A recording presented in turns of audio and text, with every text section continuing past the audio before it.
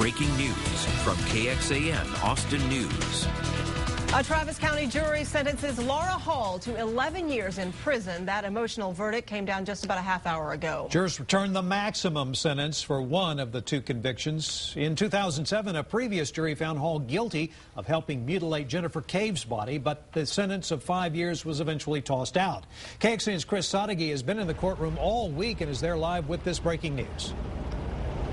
Well, after almost 6 hours of deliberations, that sentence came back, and when it was read, it was the Cave family who showed most of the emotion. Verdict of the jury. The defendant, Laura Ashley Hall, having been found guilty of the offense of hindering apprehension, we assess her punishment as follows. Confinement in jail for a period of 1 year. A fine of $4,000. The second may read. Verdict of the jury. The defendant, Laura Hall, having been found guilty of the offense of tampering with physical evidence, we assess her punishment at confinement in the Texas Department of Criminal Justice for a period of 10 years. In addition, we assess a fine of $10,000. Thank you very much.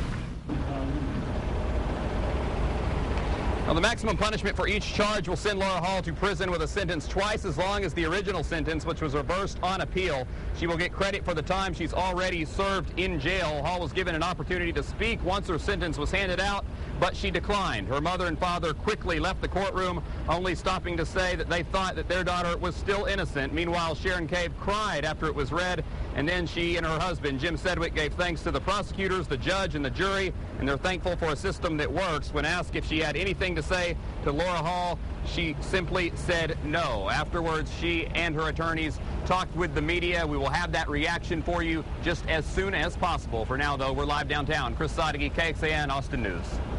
Looking in depth, the events leading up to today started 5 years ago. It began in August of 2005 when 21-year-old Jennifer Cave's body was found dismembered in a West Campus apartment.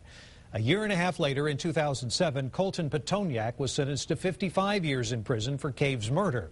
Later that year, a jury convicted Hall of helping dismember Cave's body and helping Petoniak evade arrest and sentenced her to 5 years in jail for her part.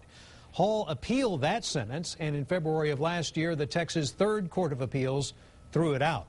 To read more about Laura Hall and the events starting 5 years ago that led up to today, we'll ask you to go to KXAN.com for more information, and we'll have more on this story tonight at 6 o'clock.